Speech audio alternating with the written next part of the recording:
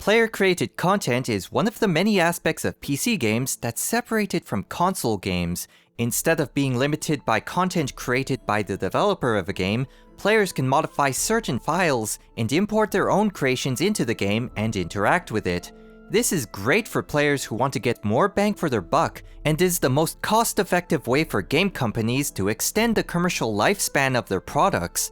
Although only one person is required to create new content, groups have been formed to create game modifications, or mods, on a larger scale. Communities for many PC games were dedicated to customizing the game and basically turning it into something that it's not. Popular mods eventually spawned commercial versions, such as with the case of Counter-Strike, Team Fortress, and the Capture the Flag game mode featured in every modern first-person shooter. I've participated in a few of these communities, creating new content and helping others on the forums and chat rooms do the same. But I would like to dedicate this series to one of those communities in particular. I will be reviewing some of the custom maps of WarCraft III.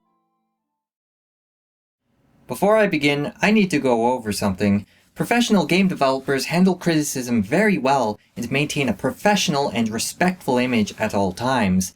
The maps I will be reviewing were made by the players, 12-year-old kids, adults my age, some even older. Not all of them will take any negative comments very well, and this may result in the creation of flame wars, not just against myself, but with several others with conflicting opinions. So with that in mind, let's get started!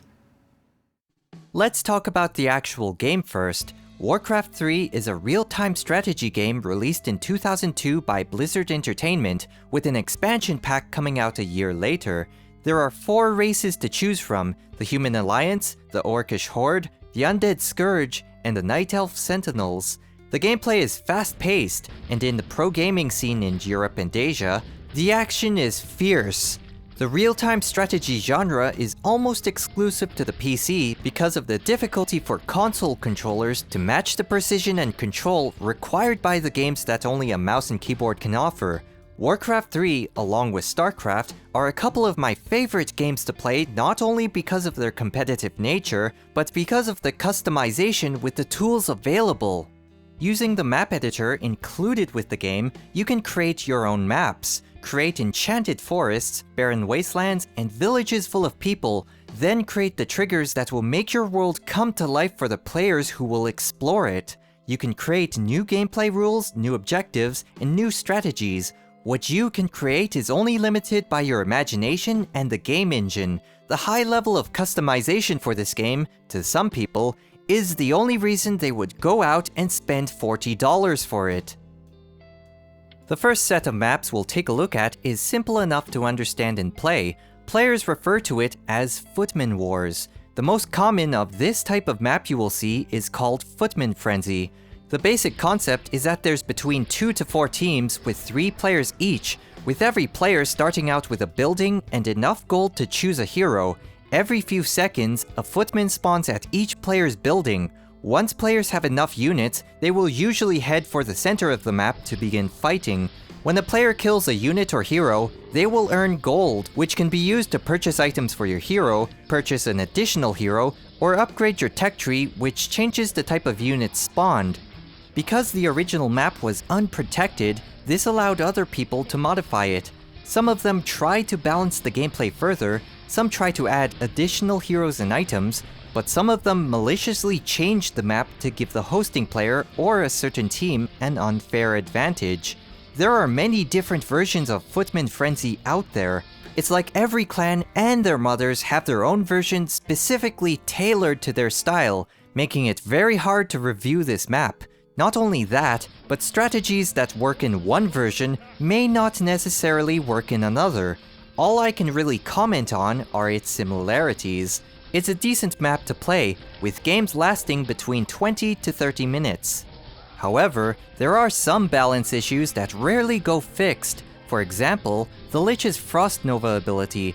The amount of damage increase per level for both the target damage and splash damage is excessive.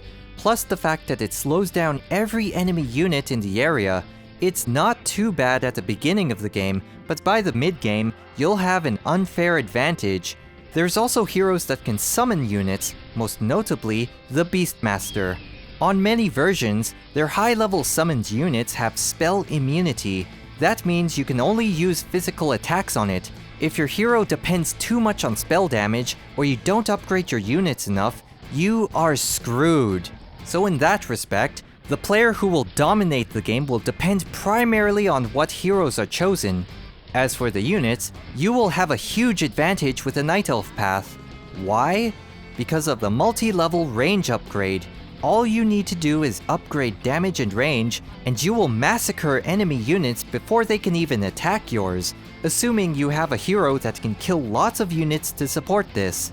I have seen a version that does address this, but unfortunately, it's hard to find when you have 20 other versions and they're all called Footman Frenzy. For the most part, I'd say Footman Frenzy is worth playing. It kills time, and it's challenging against good players. Just pay attention to what version you're playing, and you should have a good time with this.